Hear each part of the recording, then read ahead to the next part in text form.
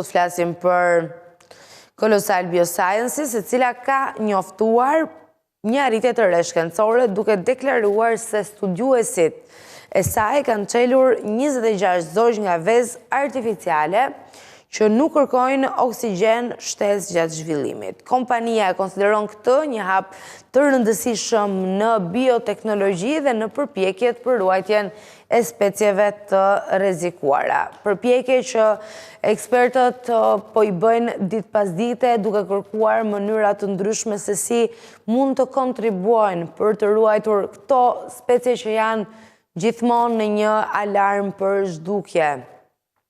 Sipas ekspertëve të përfshirë në projekt, teknologjia mund të ndihmojë në rritjen artificiale të shpendëve të rrallë dhe në përmirësimin e kushteve të mbijetesës për specie që rrezikojnë zhdukjen.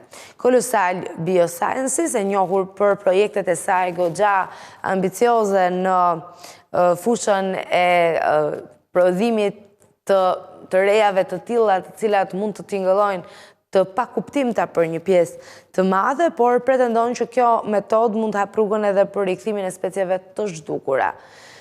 Okej, kjo le të themi është një ambicie e madhe e shprehur nga kjo kompani, por ndonjëherë duhet të shfaqësh edhe qëllime të tilla dhe pastaj kur i realizon të gjithë habitemi dhe mbetemi gojë hapur. Megjithatë, një pjesë e komunitetit shkencor mbetet skeptik ndaj këtyre pretendimeve. Studiues të pavarur theksojnë se rikthimi i zogjve të zhdukur përmes kësaj teknologjie mbetet ende larg realizimit dhe kërkon prova më të forta shkencore. Pra, nuk mund të jetë thjesht diçka e cila thuhet në këto momente dhe do duhet të besohet ashtu siç thuhet. Por kërkon shumë prova, kërkon patjetër edhe dyshim dhe skepticizëm nga ana tjetër në mënyrë që gjithçka të jetë brenda një kontrolli.